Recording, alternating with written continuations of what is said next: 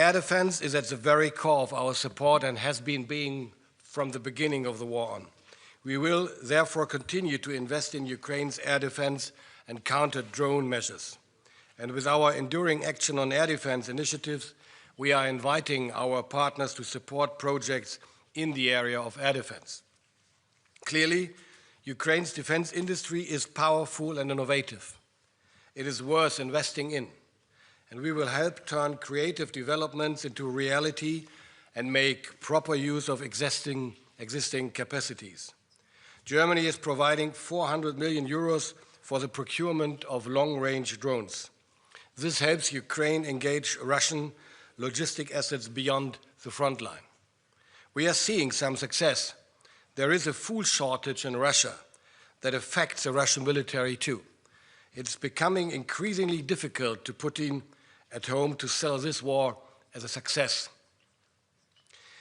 We can and want to learn from Ukraine and benefit from its experience. This is at the heart of the cooperation agreement signed by Dennis and me. We are intensifying the collaboration between Germany's and Ukraine's defense industry. We are promoting cooperation on research and technology development. That way, we are facilitating the exchange between our two countries and industries. We are making work and study visits easier, for example, and we are promoting armed forces cooperation on training and on mutual logistic support.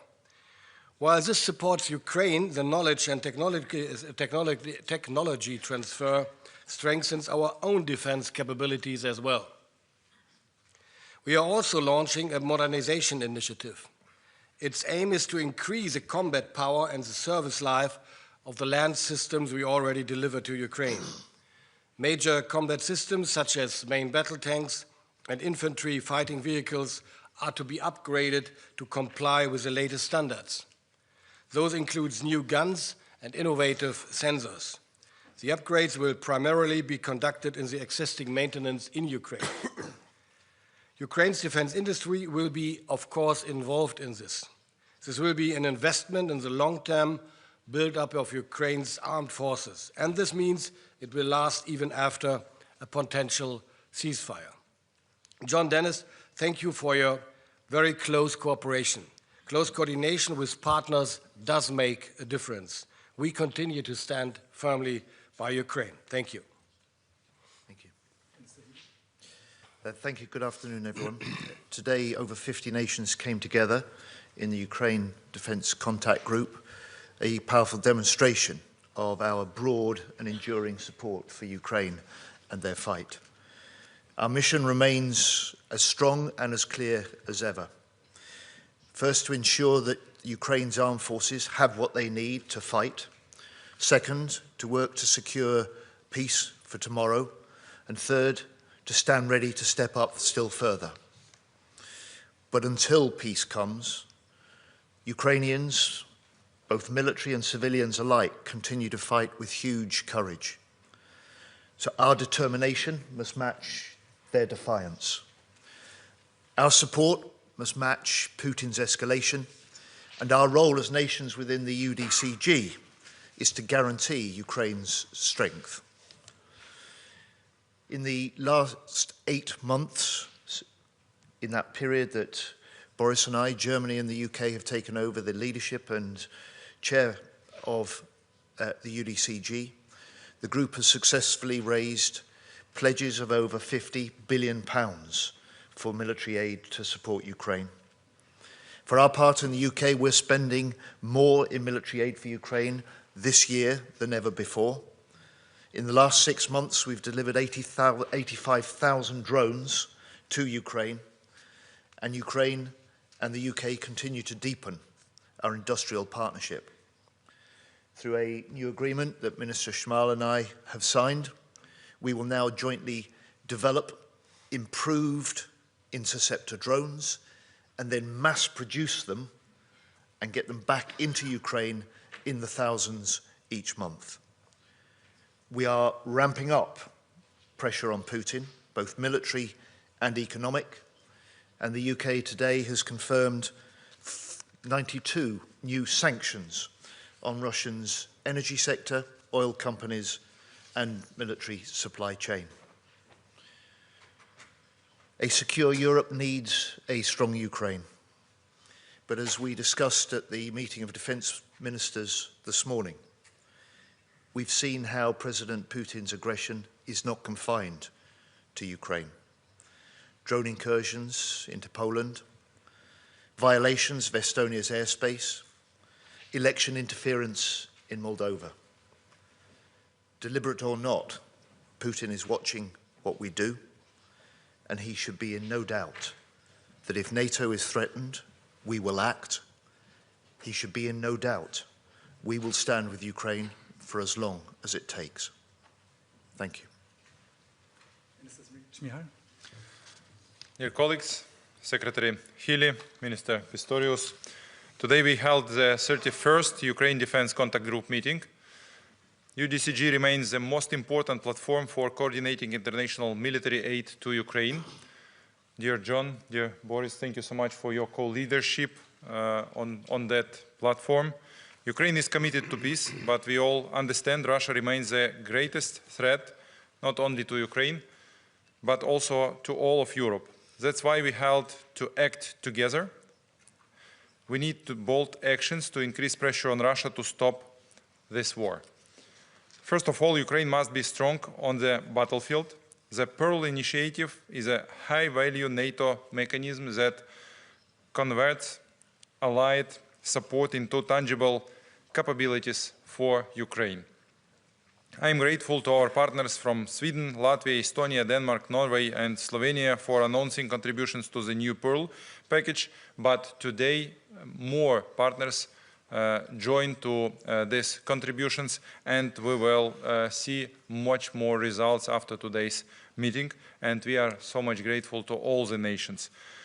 It will enable us to procure the weapons we urgently need to save more lives. That includes Patriot systems and other critical US equipment. Ukraine also counts on continued coordination and financing from our partners to ensure timely deliveries through Pearl in 2025. Our next priority is Ukraine's defense industry. In 2026, we will be able to build 20 million FPV, ISR, and other drones if partners commit the necessary funding. There are cost-efficient, swift, and combat-proven solutions. I want to thank the UK for our active cooperation in the field of interceptor drones and for providing, as Secretary Healy announced, 85,000 drones this year. Today we also signed an important memorandum with Germany to strengthen defense cooperation between our countries. Thank you, Minister Pісторіус. These are concrete steps to repeal Russian aggression and build an effective arsenal of democracy. Another important point today, a memorandum was signed regarding the Nordic-Baltic initiative to provide equipment and training for Ukrainian brigades on the territory of Poland. This initiative will strengthen Ukraine's defense capacity and help bring a just peace closer. During our discussion today, we also put special focus on Ukraine air defense needs. As the winter approaches, Russia is intensifying its brutal air attacks targeting our energy infrastructure. Last Friday, Russia struck Kyiv's main power plant with ballistic missiles, leaving half of the city without electricity. We are asking our partners to provide the so-called winter air defense package, a sufficient stock of interceptors to protect our civilian population and our civilian infrastructure. We are grateful to all countries that announced today their commitments to keep supplying our forces with what they need. I want to say thank you to all nations who today announced their commitments, who support Ukraine during all of this period. We believe and expect that this comprehensive support will continue. Ukraine's total defense requirement for 2026 is estimated as $120 billion. Half of this, $60 billion, will be covered from our national resources, despite the ongoing full-scale war. We call on each ally to allocate 0.25% of its GDP next year to cover the other half of these needs, because supporting Ukraine's defense means supporting Europe's security. We are grateful to our European partners for practical initiatives that strengthen Ukraine's defense. Programs such as SAFE, Pearl, and ERA. At the same time, Russia must pay for its unprovoked aggression. it is essential that Russian frozen funds continue to work for Ukraine's benefits. That is why we recently proposed reparation loan backed by frozen Russian assets is so important to us. It provides a lawful and sustainable way to finance Ukraine's needs. Ladies and gentlemen, dear friends, colleagues, let me once again express my gratitude to Secretary Hili and Minister Pісторіус for organizing this UDCG meeting. Thank you. Thank you, partners, for stepping up your support.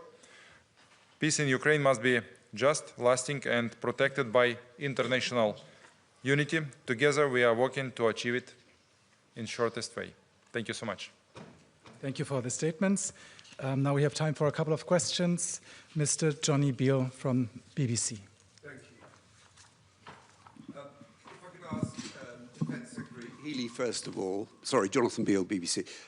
If I could ask you, sir, first of all, I think the Secretary-General said that at the start of today's meeting, 6 NATO countries were going to join the Pearl Initiative, which is essentially Europe buying US military weapons to supply to Ukraine. That's grown to, I think, he said, 16 countries. But the UK isn't one of those countries. Now, Pete Hegseth, the US Defense Secretary, has described countries that aren't going to do that as freeloaders, or indicated they are freeloaders. So I just wanted to know, I'm not aware that the UK is part of that initiative. Are you going to be taking part in that initiative? I could ask Ukraine's Defense Minister, you've no doubt met with Pete Hegseth.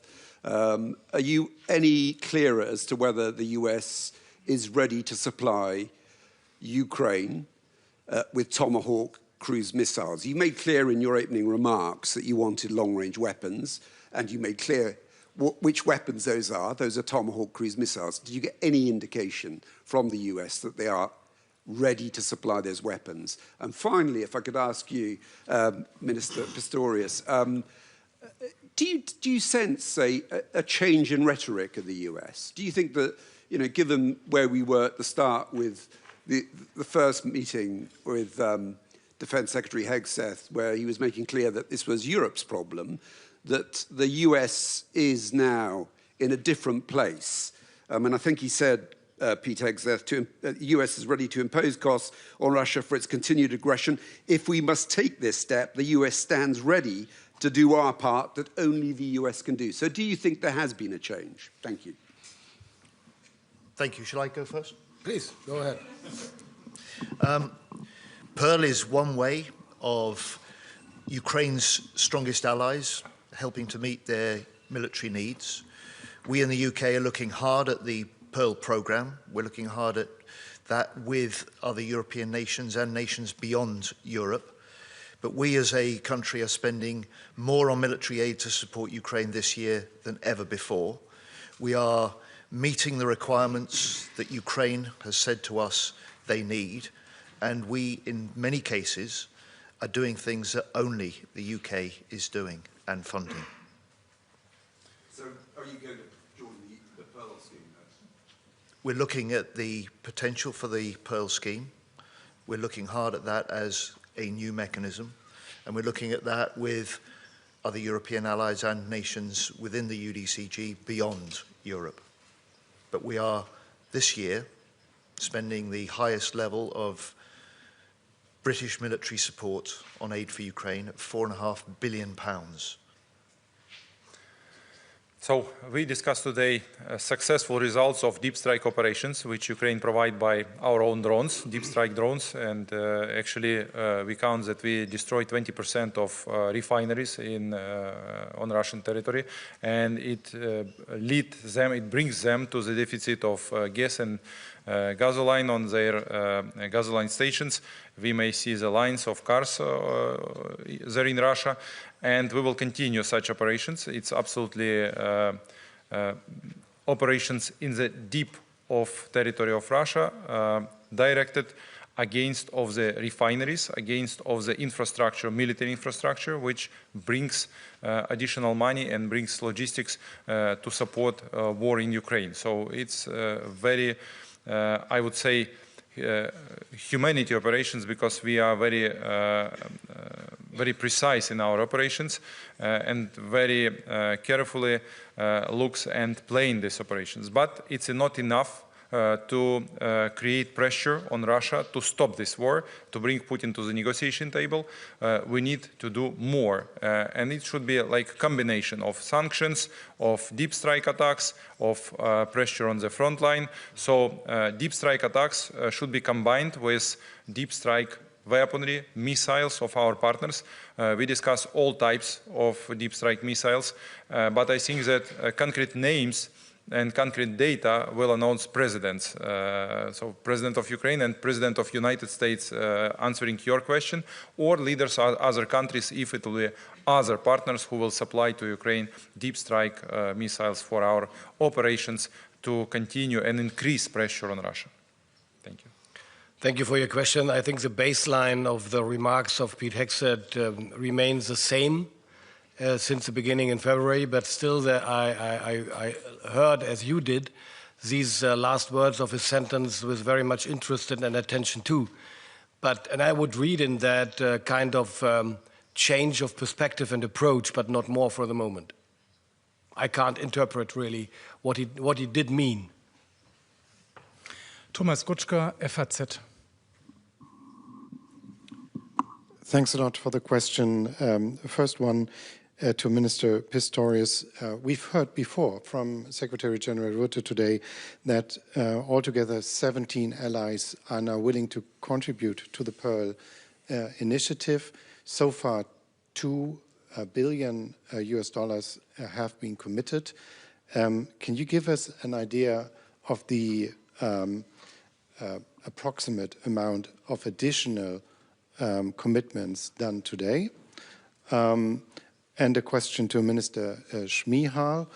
When you sum up your requirements and your priorities under this program, what is the overall scope, let's say, on the basis of 12 months? I've heard US Ambassador to NATO Whitaker say yesterday it's approximately 10 billion euros, but or US dollars certainly. I'd just like to check that with you. Thank you.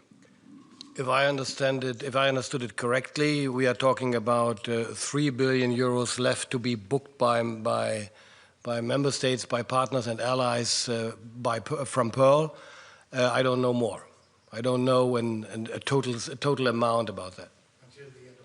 Until the end of the year. That's what I assumed this afternoon, John. Am I correct? Look, this is a new arrangement, and it's still bedding in with the details. I think you will be able to check that out with the Secretary General.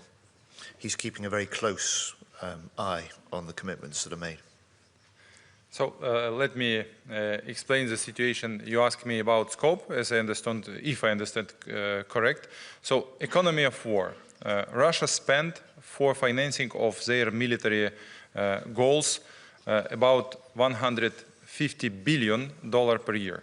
Economy of war demonstrates if you spend less, you begin to pay by lives and by territories. So you need to hold this balance of economy of war. So as a minimum, we need to spend $120 billion for the 2026. In scope of 12 months, it will mean that this year, for example, we estimate that we will spend $108 billion. And it means that next year, 120, it's a minimum requirement. As a country, Ukraine may cover only half of this amount. 60 billions we may collect as a taxes, and every dollar from our taxes we direct to cover these defense expenses. So other amount we need to collect together with partners. So we need to fundraise this money, and it will be divided for Pearl project, for European producers to produce European types of weaponry, and for Ukrainian producers to produce Ukrainian drones and Ukrainian weaponry. So in which proportions we will calculate for the next year, but the scope of needs, of financial needs, is actually so as I explained. Sergei Sidorenko from European Pravda. Sergei Sidorenko. I have two questions, if I may. One is about, let's say, a change in perception of Ukraine by our partners. Do you see that Ukraine is perceived as a contributor in pan-European security after attack on Poland? And because to me it is important, as a contributor to European security, should have a place in NATO. How do you see that? And regarding Pearl, that is, first of all, to our Prime Minister, до речі, з днем народження, Дениса Анатолійовича. I just wished a good birthday to our, sorry, Minister of Defense, still Prime Minister in my memory. So how do you see, what would be an evolution of Pearl next year? Because we see that now it is planned for this year. Would it be continued? Would it be expanded? Would it be like just the same next year? Thank you. I think that maybe first half of the question to our friends, and the second half I will explain, if I may. So, please. Shall I go first? The first half, the simple answer to your first question is yes. When I argue that a secure Europe requires a strong sovereign Ukraine, what Ukraine is teaching us in the way that we can see the rapid evolution of the nature of warfare, the leading edge innovation that Ukraine and battlefield techniques, for some time we have been able to learn from Ukraine. And Ukraine is increasingly recognized and understood to play a part in the training of other NATO nations' forces and in recent moves to respond to incursions into NATO airspace. Ukraine has stepped up, responded in practice, and I think is helping to demonstrate more clearly to more people how the Ukraine is fighting for its future, but the unique leading combat experience that it now has means that it can already and will in the future make a huge contribution to the security of Europe more generally. I couldn't agree more. Thank you so much. Thank you for this high estimation. We really are ready to share our experience with our partners, with our friends and neighbors, with Europe. Unfortunately, we paid for this experience by lives of our soldiers, of our civilians, our children, but this experience is absolutely unique, and we understand that we need to share it with our friends just to resist to Russian aggression, to aggression of maybe the group of countries in future. So this is the way which we should go together. The second half of the question about Pearl next year. The Pearl is a unique project initiated by NATO Secretary General, supported by our friends and partners. We are grateful for this. There is some kind of weaponry and munition which is produced just in the United States. Ballistic missiles could be destroyed only by Patriots, by PAC-3 missiles, which are produced in the United States. Long-range artillery munition is now on the stocks only in the United States. So we need to have this weaponry, these munitions right now on the battlefield. And because of this, we need to ask United States to supply it. And we are so much grateful and appreciate this initiative and support of European partners for buying of this equipment and weaponry. I'm not sure that next year we will change situation dramatically and increase production here in European member states or there in Ukraine. We will still need to cooperate with the United States, so I'm sure that Pearl project will continue. I believe that it will be modernized in so-named mega deal where we will very precisely, very clearly note and make list of weaponry which Ukraine needs in case of continuation of such scale of war.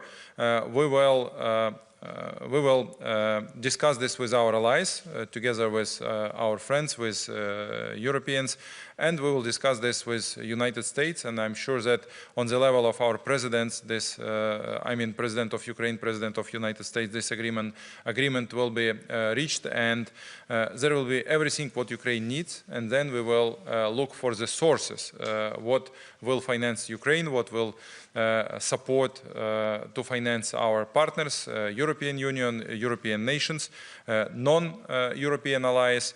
And then now we are discussing how may we use frozen Russian assets. So we understand that there should be three ways. If we use frozen Russian assets, there should be amount which will be directed for the European allies, some part for Ukrainian producers, and some part for co-financing of PURL in continuation in mega deal version of the PURL next year. So I think that that's all what I can comment. I got a sign that time has run out, so we have only time for one last final question, and that goes to Dan Michaels from Wall Street Journal. Thank you. Dan Michaels, Wall Street Journal. Could each of you speak very briefly about the significance of the growing industrial production in Europe? For example, Secretary Healy, Britain is producing these octopus interceptors. How important is this also for Ukraine to get the additional production, but also the know-how for Western Europe? Thank you.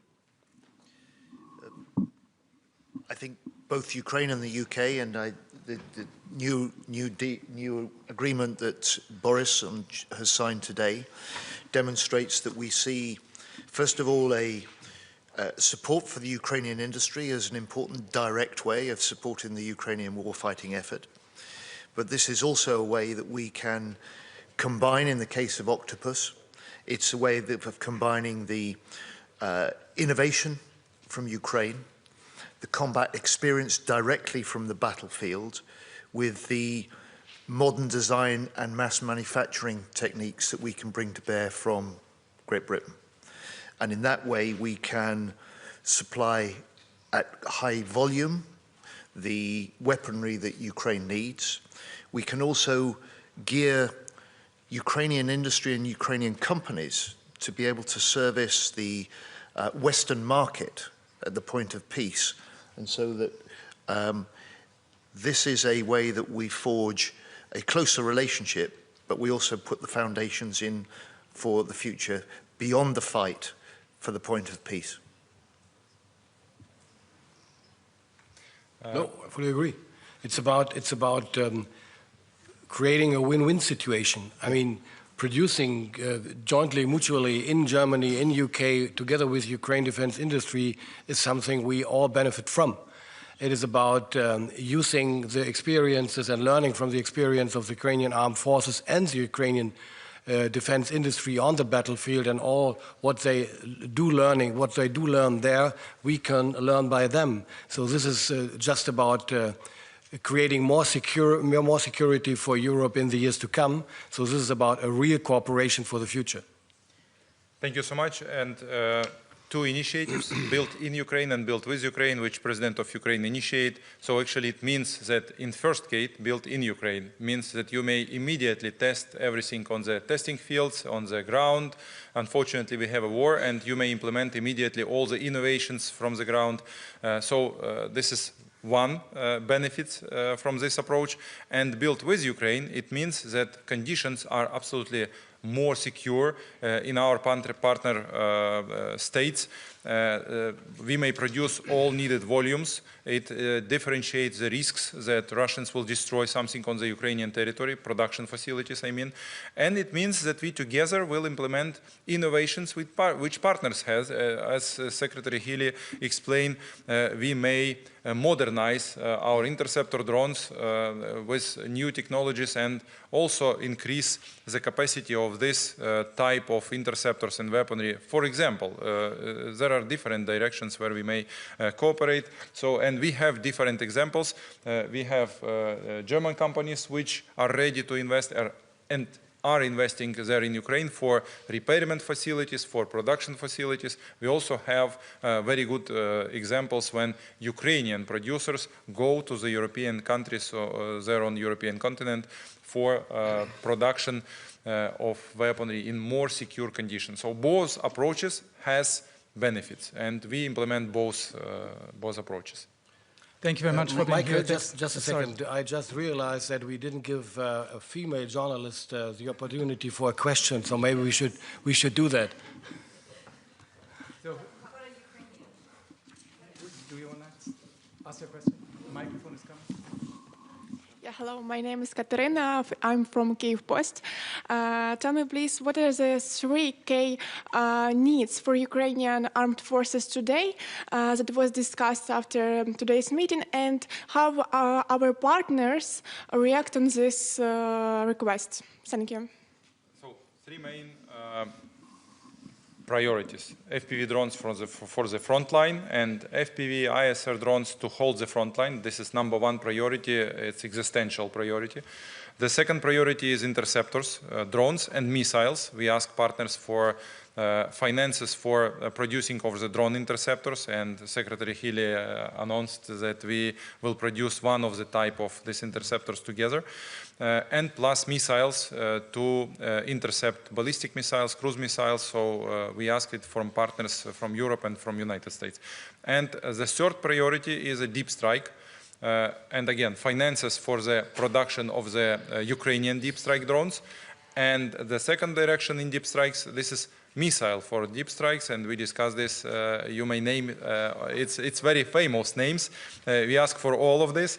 And why we ask this? For precise, more massive hits on Russian military infrastructure and on Russian refineries, just to continue pressure on them. So this is 3 main priorities which are absolutely natural, and we discuss this with our partners, and we are grateful partners. Take it into attention very, very carefully. Thank you for this. Thank you. Thank you very much. Thank you all. I didn't get it. Thank you. I didn't get it too.